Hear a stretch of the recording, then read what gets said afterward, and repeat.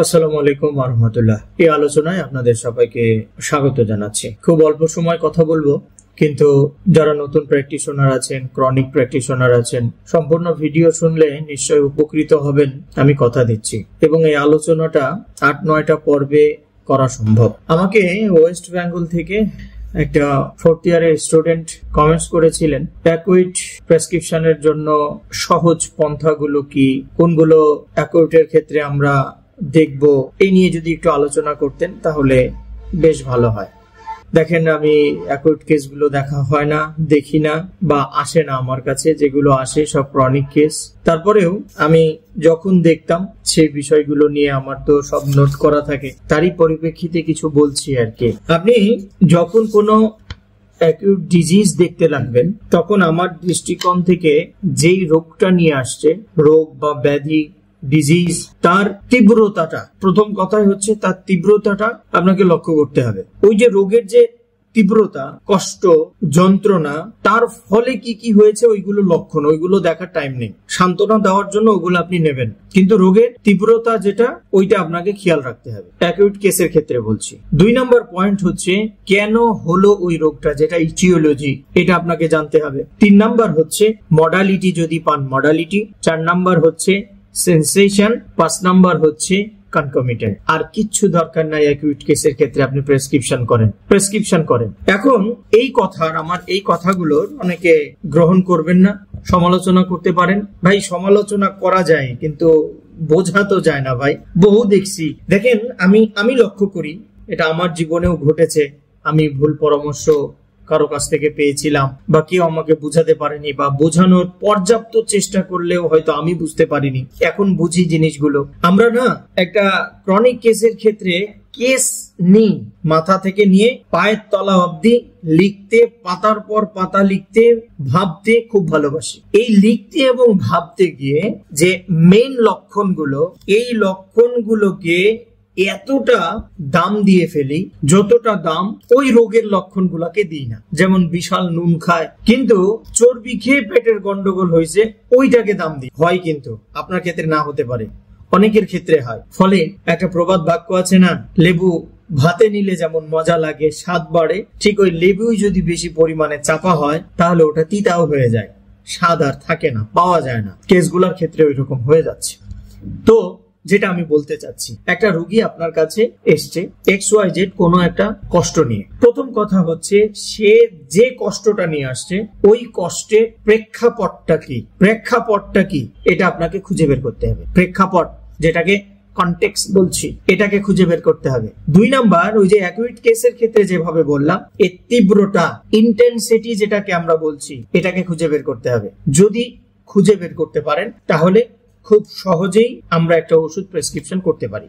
কিন্তু আমিও একটা সময় বলেছি, বাস্তব জীবনে যখন কেসগুলো ঘাটলাম, আমরা সব সময় আলোচনা করতে গেলে সিনিয়ররা একটা কথা বলে যে পিকুলিয়ার লক্ষণ, অদ্ভুত লক্ষণগুলোকে বেশি প্রাধান্য দিতে হবে, সে অনুযায়ী প্রেসক্রিপশন করতে হবে। দেখেন, তাদের কথা ঠিক।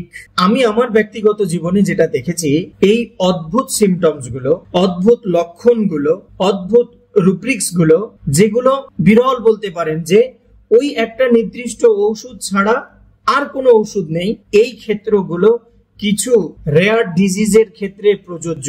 কিন্তু আমাদের কাছে যেগুলো আসে, এগুলার ক্ষেত্রে খুব বেশি পাওয়া যায় না। একটা উদাহরণ দিই, একটা কেস আমি বের করে রাখছি, আজকে দেখা, অনলাইনে দেখেছি আর কি। এটা আমার পুরনো রোগী, নতুন রোগী দেখি না অনলাইনে। তিনি আমাকে, ওনার মেইন যেটা কষ্ট, উনি গতকালকে রাতে চর্বিযুক্ত বাড়িতে একটা আয়োজন হয়েছিল, সেখানে মুরগি ভাজা টাজা, পোড়া মাংস, সব গুরুপাক খাবার গুলো উনি খেয়েছেন। 1 নাম্বার কথা হচ্ছে, সে গুরুপাক খেয়েছেন, রিচ ফুড গুলো খেয়েছেন। আমি ওনাকে প্রশ্ন করলাম, তাহলে আপনি যে কষ্টগুলো বলছেন সেটা তারপর থেকেই? হ্যাঁ, তারপর থেকে। মূলত কি আপনি রিচ ফুড পছন্দ করেন? বলে যে না, মোটেও পছন্দ করি না, কারণ এটা খেলেই কষ্ট বাড়ে, আর যেহেতু আমার কষ্ট বাড়ে তাই আমি ওকে অপছন্দ করি। দেখেন, ওর স্বাভাবিক জীবনে যেহেতু সমস্যা সৃষ্টি করতেছে কেউ একজন, তাই ওকে সে অপছন্দ করতেছে। এইখানের ইন্টেন্সিটিটা বুঝতে হবে। আচ্ছা, বর্তমানে পানির পিপাসাটা কেমন? নাই, পানির পিপাসা নেই। তারপরে কি পেলাম? আমি সহজেই জানতে চাইলাম যে আপনার বদ্ধ ঘরটার ভালো লাগে না খোলামেলা জায়গা ভালো লাগে। বলে যে না, আমি যে বিল্ডিং এ থাকি তার টপ ফ্লোরটা আমি নিয়েছি একটাই কারণ হলো চারিদিকের যেন বাতাস আমার ফ্ল্যাটের মধ্যে ঢুকে, সেজন্য। বদ্ধ ঘরটার আমার এগুলো ভালো লাগে না, অন্ধকার এগুলো ভালো লাগে না। তাহলে এখানে তার চাওয়া কি? ফ্রেশ ওপেন এয়ারটা তার চাচ্ছে, ডিজায়ারটা। আবার ওইদিকে উনি পানি খেতে চায় না। এখন এই যে পানি খেতে না চাওয়াটা, এটা কি? পানি খেতে না চাওয়াটা একটা জেনারেল সিমটমস। কারণ কি জানেন, আমরা যতটা মাছ খাই, যতটা মাংস খাই, ততটা ফলমূল, সবজি এগুলা খেতে চায় না। পানি পিপাসা আসবে কোত্থেকে? সকালবেলা পায়খানা করতে গেলে পেস্টি বের হয় না, চোখ দিয়ে পানি বের হয়, বলেন এগুলো হয় না? ম্যাক্সিমাম হোমিওপ্যাথি ডাক্তারের কাছে রুগীরা যখন আসে কি করি? ওই কষা পায়খানা ট্রিটমেন্ট করতে যাচ্ছি, কাজের কাজ কিছু হচ্ছে না। তাহলে এখানে কেন আমি ওই রুগীর এই 3টা সিমটমস কে আমি এখানে বললাম? সাধারণত কোন রুগী যদি এই 3টা সিমটমস নিয়ে আপনাদের কাছে আসে, যাদের পালসেটিলা খুব ভালো করে পড়া আছে, তারা বলবেন ইয়েস, এটা পালসেটিলাই, অন্য কেউ না, তাই কি না? কিন্তু এখানে একটা রুগী যদি বলে যে আমি গরম কিছু খাইলে আমার ঢেকুর উঠে, আচ্ছা ছেড়ে দেন। একটা রুগী বলছে যে আজ 7 দিন ধরে আমার জ্বর, আমি এর আগেও লক্ষ্য করেছি যে এই জ্বরের সময় আসলেই আমার টক ঢেকুর উঠে। তাহলে একটা জ্বরের ক্ষেত্র, আর একটা হলো তার পেটের গন্ডগোল। আবার কোন একজন রুগী বলছে জ্বর আসলে আমার পেটের গন্ডগোল শুরু হচ্ছে, তার মধ্যে আবার এই সিমটমস। যদি জ্বর আসলে পেটের গন্ডগোল শুরু হয়, অনেকগুলো ওষুধ আছে, কিন্তু জ্বর আসলে টক ঢেকুর উঠছে, একটাই ওষুধ আছে, লাইকোপোডিয়াম। দেখেন ওই রোগের লক্ষণ, রোগটাও চলতে আছে, জ্বরটাও চলতে আছে, তার সিমটমসটাও বিরল, ওষুধটাও সেম, কিন্তু ওখানে লাইকোর স্টেজ কিন্তু 2 অথবা 1 আছে। কিন্তু এই যে এইখানে জেনারেল সিমটমস এগুলো যদি আমরা আলাদা আলাদা করি, তাহলে প্রত্যেকের মধ্যে অনেকগুলো করে মেডিসিন দেওয়া আছে, এগুলোর কোনো দাম নেই। কিন্তু আমি আমার এই ছোট্ট জীবনে আমি খুঁজে দেখেছি ওই ধরনের রেয়ার কেসগুলোতে, রেয়ার লক্ষণগুলোকে খোঁজার চাইতে এই রকম জেনারেল গুচ্ছ কিছু সিমটমস এর দাম অনেক বেশি। যেমনটা পিপাসাহীনতা, যেমনটা চর্বিযুক্ত খাবার খাওয়ার কারণে, যেমনটা খোলামেলা বাতাস পাওয়ার কারণে একটা রোগীকে আমি খুব সহজেই পালসেটিলা প্রেসক্রিপশন করতে পারছি, কিন্তু লাইকোর ক্ষেত্রে ওই রকম পারবো না। কারণ লাইকোর এই ধরনের জেনারেল সিমটমস গুলোর মধ্যে তার গরম খাবার প্রিয়টার মধ্যে থাকতে হবে, সে অনেক কিছু খাইতে চাইবে কিন্তু সামান্য একটু খেলে পেট ভর্তি হয়ে যাবে, তার গরম খাবার পছন্দ, মিষ্টি পছন্দ, সে একজন হেড স্ট্রং নেট্রাম ধার্সের মানুষ, আবার নেট্রামের মতোই তাকে কথা শোনাইতে বা ওই ধরনের মানসিক সিমটমস গুলো যুক্ত থাকতে হবে। যদি না থাকে তাহলে লাইকোর ওই যে জ্বর চলাকালীন সময় মুখের টককে আপনি যেমন দাম দেবেন না, ঠিক তেমনই এই সিমটমস গুলোকে আলাদা আলাদা করলে ওই রকম দাম দেবেন না। তাহলে কোন দিকে যাওয়া ভালো? যেমন লাইকোকে ওই সিমটমস গুলো নিয়ে আপনি লাইকো করছেন, ঠিক এইভাবেও যদি আপনি কেস টেকিং এর ক্ষেত্রে দেখেন, তাহলে জেনারেল লক্ষণগুলোর মধ্যেও একটা সুন্দর মেডিসিনের অ্যাপ্রোচ আপনার সামনে চলে আসবে। আমি আরেকটা উদাহরণ দিই। ধরেন একটা কেস লিখে রেখেছি, 2টো কেস আর কি। একটা কেস, ওটাকে এ দিয়ে চিহ্ন করে রাখেন। ওই কেসের মধ্যে তার যে মাথার চাঁদি থেকে নিয়ে পায়ের তলা অব্দি লক্ষণগুলো আছে, কোন একটা ওষুধ ধরে নিলাম ফসফরাসকে ধরে নিলাম, 80% ফসফরাসের সঙ্গে মেলে লক্ষণগুলো। কিন্তু কোন একটা রোগ নিয়ে ওই রোগী আপনার কাছে এসছে, যার জন্য আপনি প্রেসক্রিপশন করছেন, শারীরিক এবং মানসিক যে লক্ষণগুলো, সেই লক্ষণগুলো তার ইয়ার সঙ্গে ওই যে 80% যে লক্ষণ তার সঙ্গে মিলছে না, কিন্তু তার শারীরিক এবং মানসিক লক্ষণগুলো আবার ঔষধের সঙ্গে মিলছে, নির্দিষ্ট কোন একটা ওষুধের ক্ষেত্রে। 2 নম্বর পয়েন্ট বলছি, কোন একটা কেসে ধরেন 30% লক্ষণ বা 30% মিলছে, লক্ষণগুলো মিলছে, তার রোগ এবং যে ওষুধটা আপনি প্রেসক্রিপশন করবেন তার সাথে 30% মিলতেছে ওই রোগীর যে কন্ডিশন তার উপরে, কিন্তু আপনার ঔষধের অবস্থার সঙ্গে মিলছে 70%, 70%। আপনি এই দুটো কেসের ক্ষেত্রে কি করবেন? আপনাকে বুঝতে হবে এখানে। আমি আবারও বলছি, লক্ষণের সঙ্গে মিলছে ফসফরাসের 80%, কিন্তু রোগীর শারীরিক বা মানসিক অবস্থা যে কারণে ওই লক্ষণগুলো তৈরি হয়েছে, ওইগুলো ওষুধের সঙ্গে মিলছে না, বাকি 20% মিলছে না। আপনি কি করবেন? মানে সাধারণত যেহেতু লক্ষণের সঙ্গে 80% যেই ওষুধ মিলছে তাকে প্রেসক্রিপশন করবেন। ওটা 80% মেলা সত্ত্বেও ওই রুগীকে আপনি সাপ্রেশন করলেন। যেমনটা ওই যে বলেন না, অ্যালোপ্যাথিতে ক্রিম দিলে সাপ্রেশন হচ্ছে, এরপরে অ্যান্টিবায়োটিক খেলে সাপ্রেশন হচ্ছে, টাইফয়েডের ইনজেকশন দিয়ে ওটাকে সাপ্রেস্ট করা হয়েছে, তাই জন্য চিকন চাকন হয়ে আছে, এগুলো বলেন না। আপনিও আপনার ওষুধ দিয়ে কাজ করলেন, কিন্তু লক্ষণ মিলছে 30%, কিন্তু রোগীর অবস্থা এবং ঔষধের অবস্থার সঙ্গে মিলে গেছে 70%। এক্ষেত্রে আপনাকে ওই লক্ষণের 30% কে বাদ দিয়ে রোগীর অবস্থা, যেটা রোগ অবস্থা, ওইটার সঙ্গে যেহেতু ঔষধেরটা মিলতেছে, ওইটাকে বেশি দাম দিতে হবে। এবং এটাই সিমিলিয়া সিমিলিবাস কিউরেন্টার বলতে পারি আমরা এটাকেই। কারণ রোগীকে আমরা উপশম দিতে পারছি, আরোগ্য করতে পারছি। বলবেন না কেমন জানি হয়ে গেল, আপনি অর্গাননে যাবেন, যান না।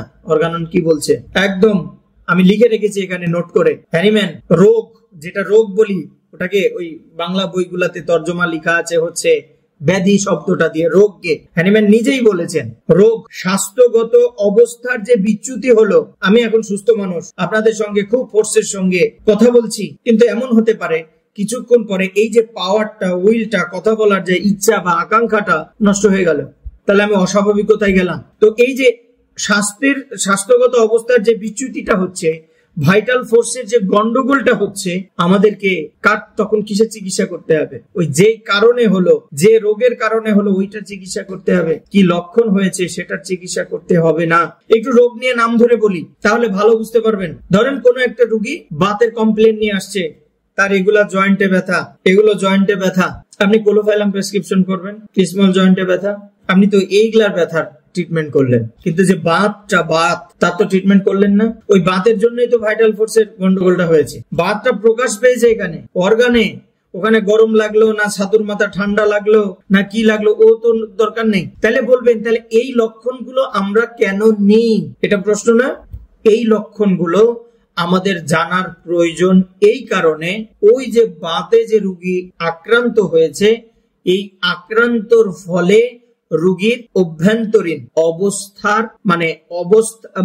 অভ্যন্তরীণ অবস্থাটা কেমন, ওইটা বোঝার জন্য আমরা এতগুলো লক্ষণ শুনে থাকি বা নিয়ে থাকি। কিন্তু কেউ যদি ওই রোগটাকে বুঝে নেয়, ওই যে বললাম কনটেক্সট কে যদি বুঝে নেয়, ইন্টেন্সিটিটাকে যদি বুঝে নেয় প্রথম অবস্থাতেই, এবং ওর ভিত্তিতে যদি ঔষধ প্রেসক্রিপশন করেন, খুব সহজেই একটা রোগী আরোগ্যের দিকে যাবে, কোনো সন্দেহ নেই। আমার এই কথা অনেকে এখন বুঝবেন না, অনেক সিনিয়ররাও এটা নিয়ে বহু কথা বলতে পারেন যারা শোনেন, কিন্তু একটু ভেবে দেখেন না, আমরা পিছিয়ে আছি।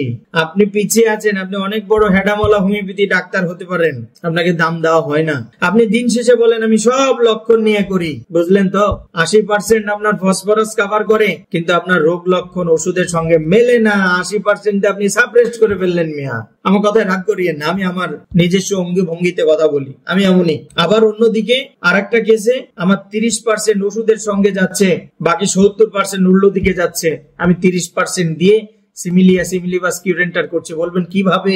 প্রশ্ন যদি আসে, এখনো ওখানে যেতে পারেননি, দাড়ি হয়তো পেকে গেছে। এত সহজ জিনিস না এটা, ছেলের হাতের মুয়া না যে দেবেন বড়টাই দেবেন বা প্যাকেটটাই দেবেন, এমন কোনো কিছু না। আচ্ছা, তারপরের পয়েন্ট যেটা বলবো, তাহলে বাতের চিকিৎসা করতে হবে, লক্ষণের না।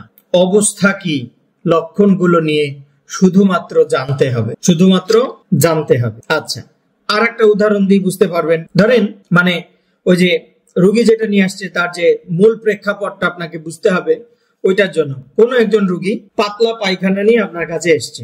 এখন কেমন তোমার পায়খানা কেমন? একবার পানির মতো বললো, পানির মতোই বলেছে। তাহলে আপনি খুব সহজেই বুঝে নিচ্ছেন যে তার মধ্যে যে দুর্বলতা, ওই পানির মতো পায়খানা হওয়ার ফলে আপনি রেপার্টরিতে গিয়ে weakness or weariness or debility, diarrhoea after খুঁজতে যাবেন, বা ডায়রিয়া ওর যদি কোনো মডালিটি থাকে, ওয়াটারি, ওই ধরনের পরে খুঁজতে যাবেন। এবং ওইখানে যে ওষুধগুলো আছে ওটা পারফেক্ট ওষুধ। কোনো একজন রোগী বলছে, ডাক্তারবাবু আমি খুব ক্লান্ত, এভাবেই বললো, খুব ক্লান্ত, মানে তার তীব্রটাকে, ওই যে ইন্টেন্সিটি যেটা বলছি, ওইটাকে বোঝার জন্য বলছে খুব ক্লান্ত।